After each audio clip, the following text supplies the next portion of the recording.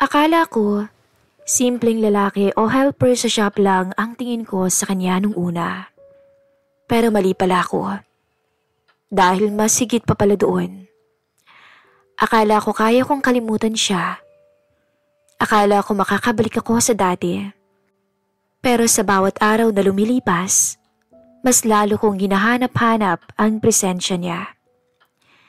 Itago niyo na lang ako sa pangalang Andrea. 34 anyos. Housewife lang ako pero hindi ibig sabihin nun ay pabaya na ako sa sarili ko. Maputi ang kutis ko, makinis pa rin kahit may edad na. Mahaba ang buhok kong itim. Madalas nakapusod kapag nasa bahay. At kung minsan ay nakasanto at maiksing short lang, ang hilig kong isuot para komportable. Madalas ganito lang ang araw ko. Linis, luto, at asikaso ng bahay. Si Alan, ang asawa ko, hindi niya tunay na pangalan. Lagi siyang abala sa furniture shop namin. Kaya bihira ko na lang siyang makasama ng matagal nitong mga nakaraan. Maganda naman ang buhay namin. Pero ramdam kong unti-unti nang lumalamig ang relasyon naming dalawa. Pagod siya palagi. Wala nang oras para makipag-usap o makipagbiruan man lang sa akin. Kaya minsan, kahit simple lang, hinahanap-hanap ko yung atensyon na binibigay niya sa akin dati. Noong isang linggo, dumating ang kumpare naming si Joel. Di niya tunay na pangalan. Kababata siya ni Alan at ninong ng panganay namin. 35 na siya. Moreno, matipuno ang braso. At halata sa katawan niya na sanay sa pagbubuhat. Kahit naka-t-shirt lang siya at short, may dating pa rin. Malalim din ang boses niya at may ngiting parang laging may kasamang biro. Nagkaroon ng utang si Joel at gipit daw. Kaya tinanggap siya ni Alan bilang helper sa shop pansamantala. Simula noon, halos araw-araw na siyang nasa bahay bago sila lumabas para mag-deliver. At sa tuwing dumadaan siya sa harapan ko, hindi ko maiwasang mapansin ang mga mata niyang tila lagi akong sinusukat. Andrea, si Joel munang sasama sa akin. Tutulungan ako sa deliveries. Sabi ng asawa ko habang nag-aalmusal. Ngumiti si Joel at tiningnan ako. Ayos lang ba, Mare? Baka abalahin ko kayo dito. Napangiti ako. Hindi naman, Joel. Mabuti nga't may katulong niyang si Alan. Pero habang sinasabi ko yun, pansin ko ang tingyang tila nakakailang. Kinahapunan, nauna akong nakauwi galing palengke. Wala pa si Alan kaya ako lang sa bahay. Ilang minuto lang dumating si Joel. Dala ang ilang gamit mula sa shop.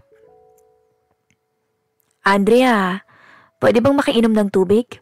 Tanong niya. Pawis siya noon at basa ang t-shirt. Oo naman, sandali lang ha. Tinungo ko ang kusina at binuksan ang ref para kunin ang malamig na tubig. Habang inaabot ko ang baso, hindi ko maiwasang mapansin ang mga ugat sa braso niya. Lalo kong naiilang nung oras na yon. Uy, salamat, sabi niya sabay inom ng tubig. Nakatingin siya sa akin habang umiinom. At nung matapos siya, ay ngumiti ito. Alam mo, Andrea, pansin ko malamig dito sa bahay niyo ah. Siyempre, may electric fan kasi. Sagot ko sabay tawa. Umiling siya at naglakad palapit sa akin. Hindi yun ang ibig kong sabihin. Malamig kasi tahimik. Pero sa totoo lang, parang masarap talagang tumambay dito. Dahil siguro nandito ka. Natigilan ako sa kapilyuhan niya. Ewan ko sa'yo, Joel, ang dami mong sinasabi. Bakit? Ayaw mo ba ng totoo? Sagot niya na may ngiting nakakaloko. Ewan, baka akalain pa ng asawa ko nililigawan mo ko. Sagot ko na lang, pero ang totoo, kinikilig ako nung oras na yon. Di naman siguro, Andrea. Kumpare ko si Alan. Pero kung hindi lang siguro. Tumigil siya saglit at ngumiti. Malamang iba na usapan natin ngayon. Dagdag pa niya. Pinilit kong tumawa para pagtakpan ang kaba nung oras na yon. Loko ka talaga, Joel. Sabi ko na lang, pero ang totoo, may kiliti at kilig akong naramdaman na hindi ko inasahan. Pagdating ng asawa ko, abala agad siya sa mga orders. Habang kumakain kami, normal lang ang naging usapan. Pero paminsan-minsan, napapatingin ako kay Joel na nakaupo sa gilid. Tumutulong siyang mag-ayos ng gamit ng oras na yon. Hindi ko alam kung guni-guni ko lang. Pero parang sinasadya niyang tingnan ako kapag hindi nakatingin si Alan. Kinabukasan, nagkape kami muna bago ang biyahe nila. Nasa banyo ang asawa ko ng sandaling yun at naiwan kaming dalawa sa kusina ni Joel. Wow, mukhang masarap yung kape mo kumare. Bungad niya. Sabay kuha ng baso sa kamay ko. Napatigil ako kasi sa pag-abot niya, nadikit ang palad niya sa kamay ko. Hindi ko alam kung sinadya niya, pero nagtagal yon ng kaunti. Joel, mahina akong sabi. Relax ka lang. Bulong niya, tsaka na tayo mag-usap kapag wala si Alan. Pagdating ni Alan, parang walang nangyari. Pero ako, hindi mapakali buong araw. At mula nung araw na iyon, mas lalo na akong nababahala tuwing nandito siya sa bahay. Pakiramdam ko ay mas lumalakas ang loob niyang magbitaw ng mga ganong salita sa akin. Isang araw, dinalhan ko ng baon si Alan sa shop. Pagdating ko, si Joel agad ang bumungad sa akin. Wala itong t-shirt o wala itong suot na t-shirt habang nagbubuhat ng kahon. Muli kong napansin ang batak niyang katawan. Aba, Andrea, ang swerte naman ni Alan, no? May maganda na nga siyang asawa, may libre pang baon. Biro niya sabay kindat. Napairap ako, pero hindi maitago ang ngiti. Baka mamaya, ikaw ang umubos niyan ha? Biro ko na lang din. Nako, kung ako ang papakainin mo, uubusin ko lahat yan. Sagot niya na tila may pahiwatig. Napairap na lang ulit ako sa sagot niya. Sabay talikod. Pero hindi ko maiwasang hindi mapangiti nung oras na yon. Kinahaponan, naiwan na naman kaming dalawa ni Joel sa may sala.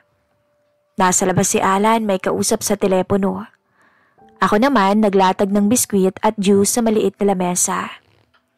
Merienda ka muna, Joel. Pahinga ka saglit. Mukhang pagod ka na sabi ko. Maya-maya, umupo siya at sinipat ako mula ulo hanggang paa. Suot ko noon ay simpleng sando at short lang. Alam mo, Mari, bungad niya habang kumakain. Hindi ko maintindihan kung bakit parang pinapabayaan ka ni Alan. Kung ako siya, hindi kita hayaan na ganito kaganda at nasa bahay lang. Pagkasabi niya noon, nalaglag bigla ang tingin ko sa mesa. Anong ibig mo sabihin? Simple lang. Kung ako ang asawa mo, lumapit siya ng konti, tsaka bumulong. Araw-araw tayong magpapagod. Joel, itigil mo na nga yan. Baka marinig ka pa ni Alan. Shh, hindi ako basta nagbibiro, Andrea. At huwag ka rin magpapanggap. Nararamdaman kong naiintindihan mo ko. Kinabahan ako nung oras na yon. Pero nginitian ko na lang siya at tila hindi ko na rin alam ang isasagot ko dahil alam ko sa sarili kong tama siya. Maya-maya, inabot niya ang juice at biskwit pabalik sa akin. Andrea, pwede bang subuan mo naman ako ng biskwit Sabay abot niya ng isang pirasong biskwit. Ha? Loko ka ba? Andyan lang si Alan sa labas Sige na, bahala ka, magtatampo ako niyan. Natawa na lang ako para takpan ng kaba sa sarili ko. Pero bago pa ako makapag-isip, inabot ko sa bibig niya ang biskwit at tila tumigil ang mundo ko. Nagkatitigan kaming dalawa ng sandaling yon. Yan, ganyan nga, bulong niya. Kumakabog ang puso ko nung oras na yon. Joel, mali na yata to, bulong ko. Hindi naman lahat ng mali ay masama. Ikaw mismo ang makakapagsabi, sagot niya habang nakatingin sa akin. Kinagabihan, nag-aya si Alan na uminom silang dalawa ni Joel sa terrace. Nagpaiwan na lang ako, pero paminsan-minsan ay lumalapit ako para magsali ng pulutan. Andrea, shot ka naman dyan oh, sabi ni Joel, sabay abot ng baso. Ayoko, baka malasing ako eh, sagot ko naman. Hindi yan, konti lang naman eh, sige na. Napatingin ako sa kanya. Naroon na naman ang tinginan niya na parang nanguutos, pero may halong pakiusap. Napilitan akong inumin yon. Malakas ang tama sa akin pero inubos ko. Napatawa na lang ang mister ko sa akin, pero si Joel, tila iba ang ngiti nito sa akin. Pagkatapos ng inuman, nalasing si Alan at agad na natulog sa may sofa. Ako naman nag-ayos ng lamesa. Maya-maya lumapit si Joel at tinulungan ako. Salamat Joel ha, sabi ko. Walang anuman, pero may sasabihin sana ako sa iyo Andrea, sabi niya. Napatingin ako bigla sa kanya. Ano na naman yun Joel? Ngumisi siya at lumapit sa tenga ko't bumulong. Sa susunod na tayong dalawa lang, gusto ko sundin mo lahat ng sasabihin ko. Walang tanong-tanong. Para akong nawala sa sarili nang marinig yon. Hindi na ako nakasagot, pero pansin ko ang tila apoy na bumalot sa akin. At sa isip-isip ko, alam kong hindi na ako makakatanggi kapag dumating ang oras na yon. Dumating ang pagkakataon isang hapon nang si Alan ay may binalikang customer dahil nagkamali sa presyo ng item. At sabi niya, baka gabihin na raw siya sa pag-uwi dahil medyo may kalayuan. Naiwan kaming dalawa ni Joel sa bahay. Nagtataka ako bakit hindi pa to umuwi. Tahimik akong nag-aayos sa kusina nung lumapit siya. Naalala mo ba Mario yung sinabi ko? Joel, baka may makarinig. Sabi ko na lang kahit alam kong nasa eskwela pa ang mga bata. At may 2 oras pa bago sila dumating. Wala. Alam kong tayo lang ang nandito ngayon. At nilapit niya ang mukha niya sa akin. Susunod ka ba sa gusto ko, Andrea? Tanong niya. Noong oras na yon, parang may humihila sa isip ko. Takot, hiya, konsensya, pero higit sa lahat, kakaibang pananabik. Hindi ko alam kung bakit kusa akong tumango.